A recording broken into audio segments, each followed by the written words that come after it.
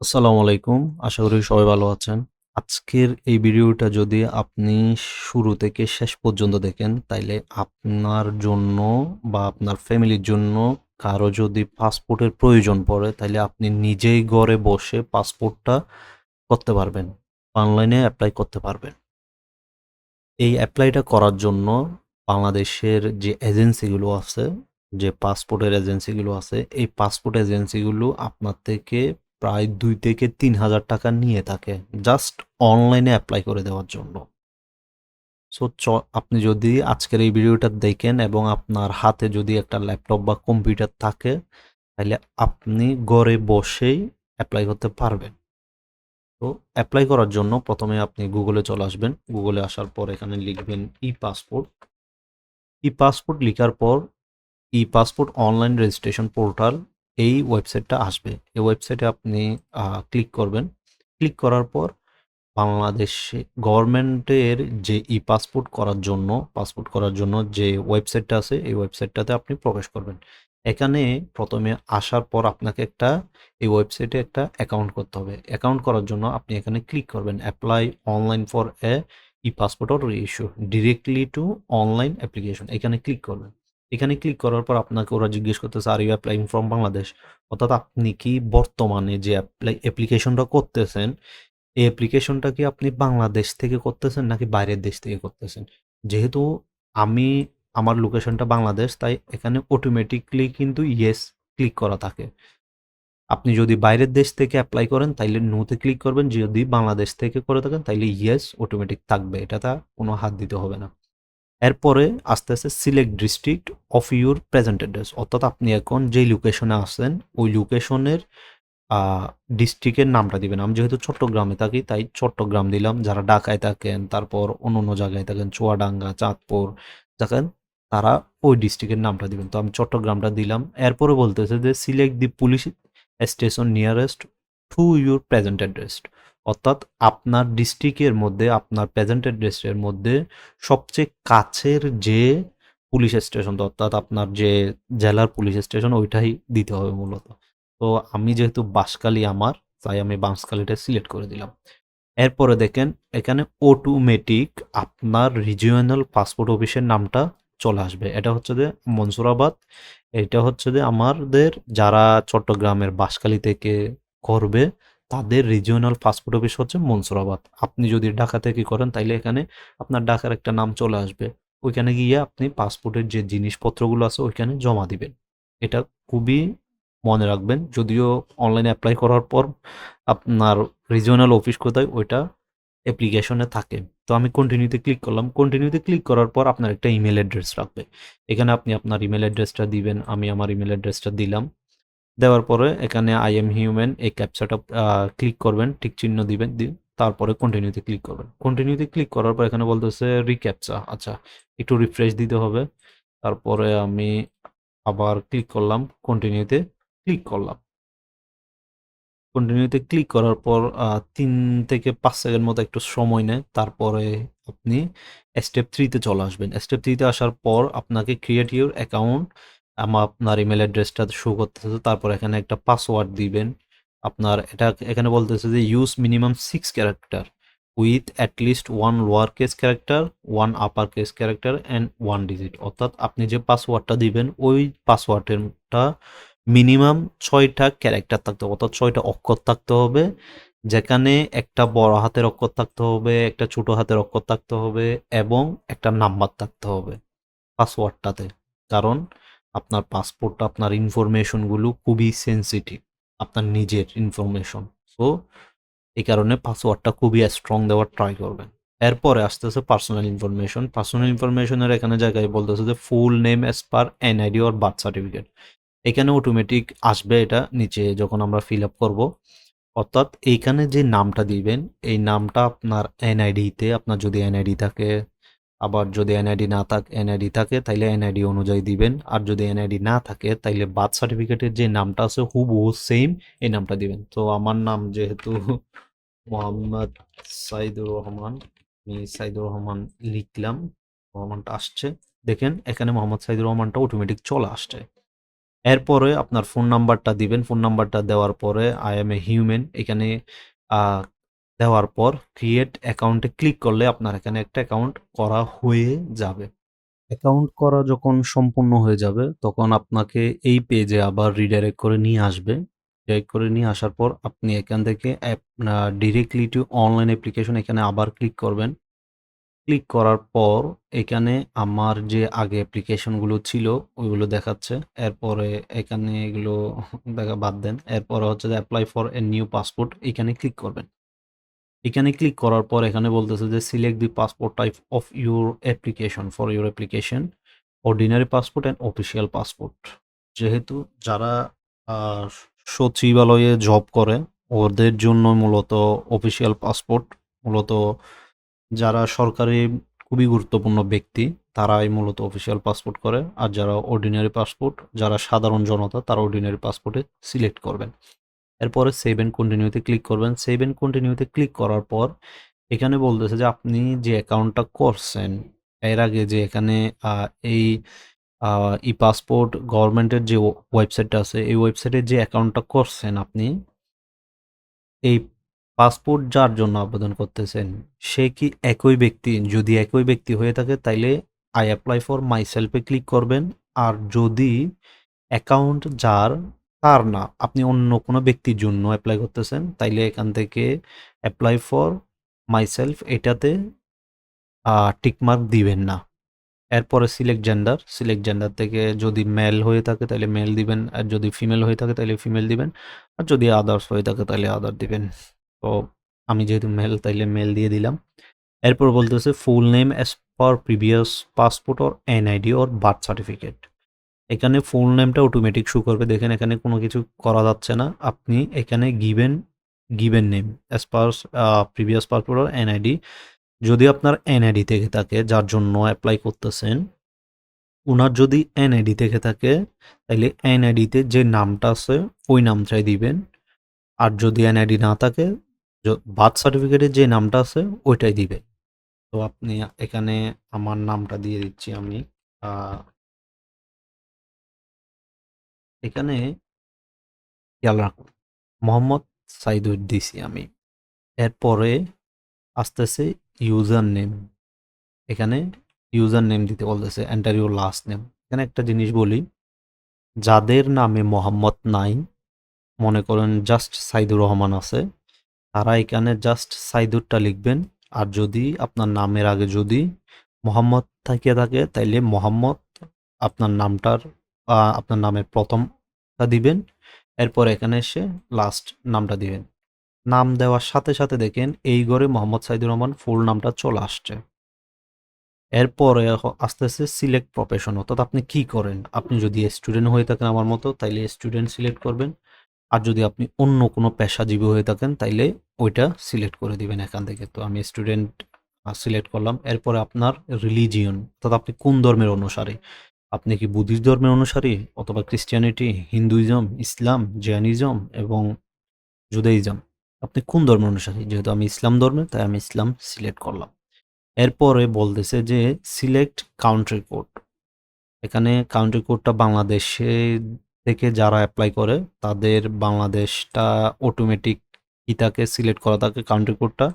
এরপরে আপনি এখানে এসে আপনার নাম্বারটা, মোবাইল নাম্বারটা দিয়ে দিবেন। এরপরে বার্থডেটা আপনি সিলেক্ট কান্ট্রি অফ বার্থ, আপনি কোন দেশে জন্মগ্রহণ করছেন। যদি আপনি বাংলাদেশে হয়ে থাকেন, বাংলাদেশ থেকে অ্যাপ্লাই করে থাকেন, তাহলে এখানে অটোমেটিক বাংলাদেশ সিলেক্ট করা থাকবে। এরপরে সিলেক্ট ডিস্ট্রিক্ট অফ বার্থ, অর্থাৎ আপনি কোন ডিস্ট্রিক্টে জন্মগ্রহণ করছেন। তো আমি যেহেতু চট্টগ্রামে জন্মগ্রহণ করছি তাই আমি এখানে চট্টগ্রাম ক্লিক করব। এরপরে সিলেক্ট ডেট অফ বার্থ, এখানে আমি নাম্বারটা দিই না, নাম্বারটা দিব আমি। সিলেক্ট ডেট অফ বার্থ, এখানে সিলেক্ট ডেট অফ বার্থটা দিয়ে দিবেন। আমি আপনার ডেট অফ বার্থটা দিয়ে দিবেন এখানে। আপনার ডেট অফ বার্থটা দিয়ে দিবেন। এরপরে citizenship information, select type of citizenship, এইটা দিয়ে দিবেন। অর্থাৎ আপনি বাই বার্থ নাকি বাই ডিসেন্ট অথবা মাইগ্রেশন, নিউট্রালাইজেশন, বাই ম্যারেজ, আদার। আমরা যেহেতু জন্মগ্রহণ সূত্রে আমাদের জন্ম যেহেতু বাংলাদেশে হয়েছে তাই আমরা বাই বার্থ সিলেক্ট করব।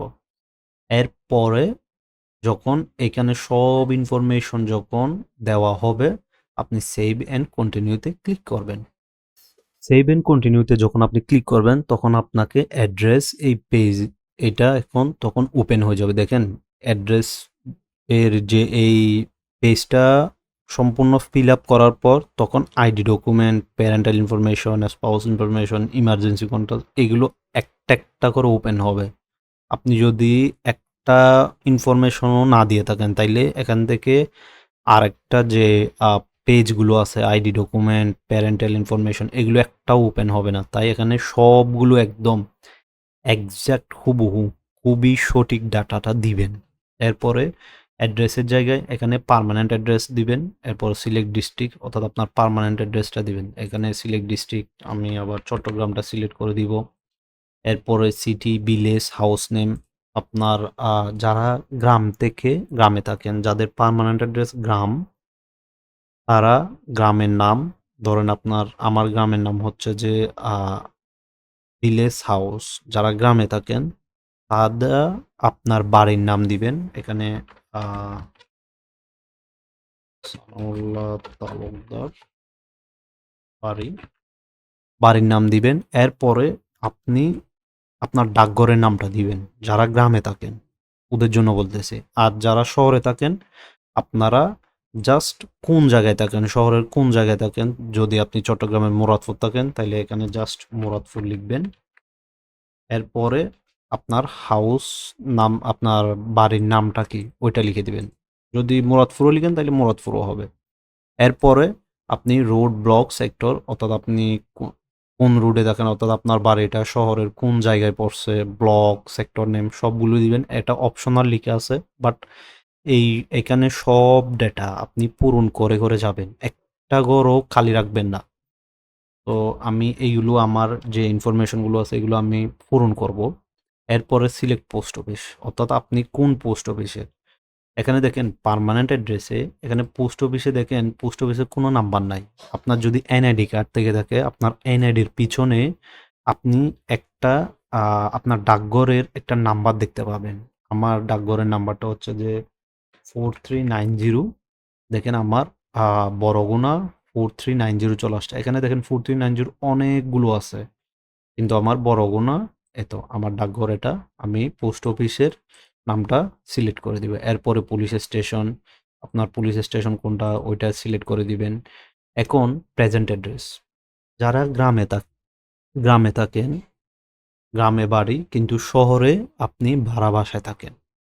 আপনি যদি শহরে ভাড়া বাসায় থাকেন তাহলে আপনার প্রেজেন্ট অ্যাড্রেস এবং পার্মানেন্ট অ্যাড্রেস দুইটাই এক দিবেন। এখানে present address is the same as permanent, এটাতে ক্লিক করবেন। আর যদি আপনার গ্রামেও বাড়ি আছে এবং শহরেও আপনাদের নিজস্ব বাড়ি আছে তাইলে এইখানে আপনি যে কোন ডিস্ট্রিক্টে থাকেন অর্থাৎ আপনার প্রেজেন্ট অ্যাড্রেসটা এখন আপনি কোন ডিস্ট্রিক্টে, ঢাকা ডিস্ট্রিক্ট হলে ঢাকাতে দিবেন। এরপরে সিটির নাম দিয়ে দিবেন। এরপর রোড, ব্লক, সেক্টর এগুলো সব কিছু একদম হুবহু এক্স্যাক্টলি পূরণ করবেন। এরপরে select post office, current postal code. আপনি যদি এখান থেকে পোস্ট অফিসটা সিলেক্ট করেন, আমি এখানে ঢাকা দিচ্ছি। টাকা দেওয়ার পর দেখেন এটা ওপেন হয়েছে। এখানে আপনার ঢাকার যেকোনো একটা কোড দিয়ে অর্থাৎ আপনি যে জায়গায় থাকেন ওই পোস্টাল কোডটা দিয়ে দিবেন। তারপর সিলেক্ট পুলিশ স্টেশন, আপনি কোন পুলিশ স্টেশনের আন্ডারে থাকেন ওইটা দিয়ে দিবেন। যেহেতু আমি প্রেজেন্ট অ্যাড্রেস এবং পার্মানেন্ট অ্যাড্রেস আমার সেম, তাই আমি এখানে ক্লিক করব। Fill in the permanent address field. আচ্ছা, এখানে দেখেন পার্মানেন্ট অ্যাড্রেস ফিল্ড আমি যে এখানে পূরণ করি না এগুলো পূরণ করতে বলতেছে, তো আমি ফিল আপ করব। এরপরে দেখেন আমার রিজিওনাল অফিস চলে আসছে। এরপরে আপনি সেভ এন্ড কন্টিনিউতে ক্লিক করবেন। সব কিছু ইনফরমেশন ফিল আপ করার পর সেভ এন্ড কন্টিনিউতে ক্লিক করবেন।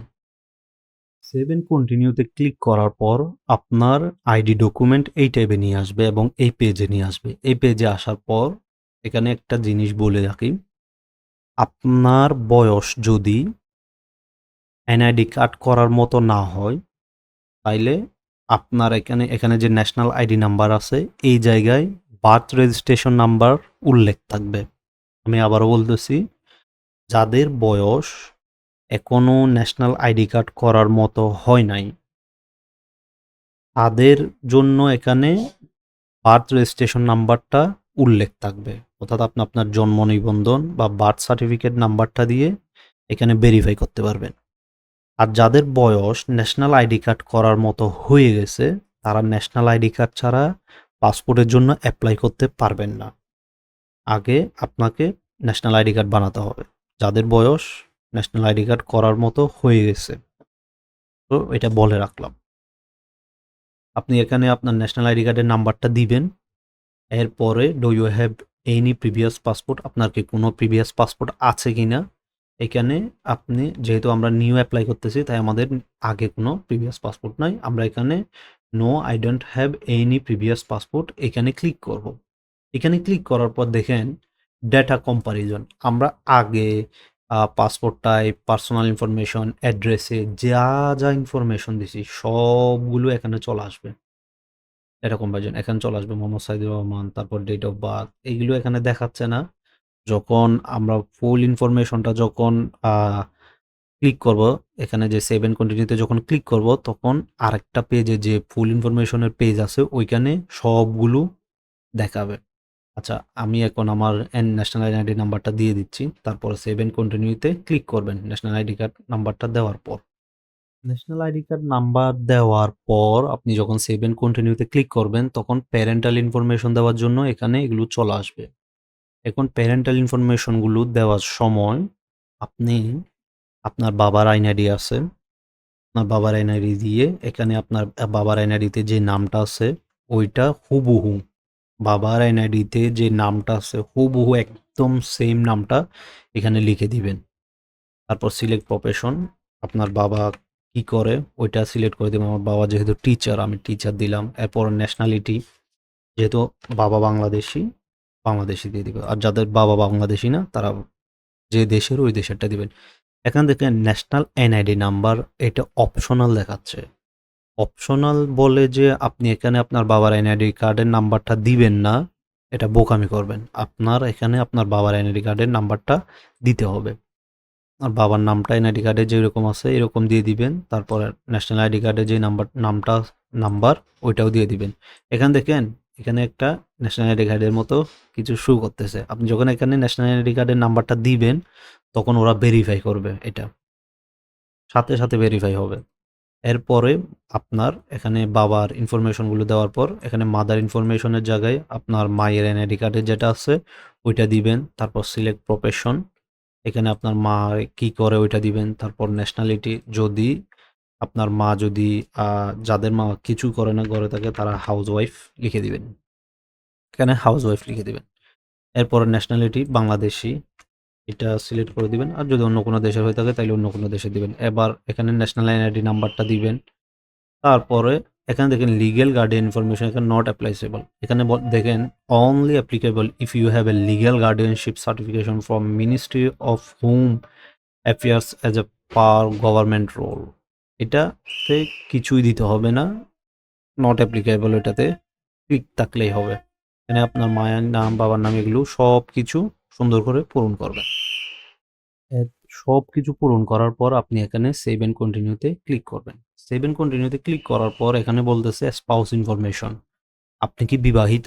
সিলেক্ট ম্যারিটাল ইনফরমেশন, আপনি যদি বিবাহিত হয়ে থাকেন তাহলে বিবাহিত দিবেন, যদি ডিভোর্স হয়ে থাকেন তাহলে ডিভোর্স দিবেন, আর যদি আপনি বিধবা হয়ে থাকেন তাহলে উইডো দিবেন। যেহেতু আমি সিঙ্গেল তাই সিঙ্গেল দিলাম।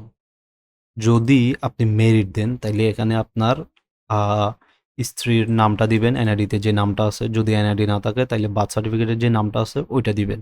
এরপর সিলেক্ট প্রফেশন, যদি আপনার ওয়াইফ যদি চাকরি করে তাহলে চাকরিটা দিয়ে দিবেন। আর যদি কিছুই না করে তাহলে হাউস ওয়াইফ দিয়ে দিবেন। এরপর সিলেক্ট ন্যাশনালিটি বাংলাদেশ, এখান থেকে সিলেক্ট করে দিবেন। যেহেতু আমি সিঙ্গেল তাই সিঙ্গেল দিয়ে দিলাম এবং সেভ এন্ড কন্টিনিউতে দিলাম। এরপর বলতেছে যে সিলেক্ট ইমার্জেন্সি কন্ট্যাক্ট রিলেশনশিপ, অর্থাৎ যদি আপনাকে কোনো কারণে কল দিয়ে পাওয়া না যায়, অর্থাৎ পাসপোর্ট অফিস থেকে কল করলে যদি আপনার কোনো কারণে পাওয়া না যায়, বা আপনার পাসপোর্ট অফিস যদি কোনো কারণে হারিয়ে যায়, ইমার্জেন্সি কন্ট্যাক্টের জন্য কাকে কল করবে? তো এইখানে যাকে কল করলে সবসময় পাওয়া যাবে এরকম কাউকে দিবেন।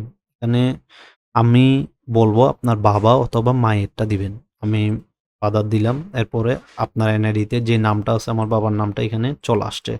এরপরে অ্যাড্রেস যেহেতু সেম হবে, আমার বাবা আমি যেখানে থাকি সেইখানে, এখানে আবার ইনফরমেশনগুলো দিয়ে দিবেন। সিলেক্ট ডিস্ট্রিক্ট দিয়ে দিবেন, তারপর সিটি, ভিলেজ ওইখানে যে ইনফরমেশনগুলো দিয়েছেন আপনার জন্য ওইগুলো এখানে কপি করে আপনি বসায় দিবেন। তারপর সিলেক্ট পোস্ট অফিস, এরপরে select police station, email address এটা দিতে হবে না, দরকার নেই আপনার। তারপর আপনার বাবার নাম্বারটা এখানে দিয়ে দিবেন। দেওয়ার পরে আপনি এখানে সেভ এন্ড কন্টিনিউতে ক্লিক করবেন। দেখেন আমি যেহেতু এখানে কোনো কিছু দিই নাই এখনো, তাই দেখাচ্ছে। সো আমি সবকিছু পূরণ করে তারপর সেভ এন্ড কন্টিনিউতে ক্লিক করব। সেভ এন্ড কন্টিনিউতে ক্লিক করার পর আপনার এখানে পাসপোর্ট অপশনের এখানে চলে আসবে।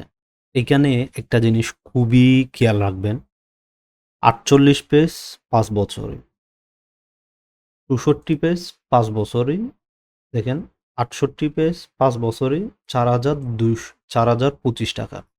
এখানে ব্যাট ইনক্লুডেড, দেখছেন? আবার 66 পেজ 10 বছরই 8,050 টাকা। যারা বাইরের দেশ থেকে বা বাংলাদেশ থেকে বাইরের দেশে বেশি যাতায়াত করেন তারা 66 পেজ 10 বছরটা নেবেন। আর যারা ধরেন বিদেশে একবার গেলেন, আপনি হয়তো ৫ বছর বা ৬ বছর পর, পর একবার আসেন বা ২ বার আসেন। বছরে বা বছরে আপনি একবারও আসা যাওয়া করেন না। তাইলে আপনি ৪৮ পেজ ১০ বছর এটা নিবেন। ওইটা নেওয়ার জন্য আপনাকে ৫,৭৫০ টাকা পে করতে হবে। এখানে আপনি সেভ এন্ড কন্টিনিউতে দিয়ে দিবেন। এখানে একটা জিনিস দেখেন, after submission of online application you would not able to correct your application data from online anymore.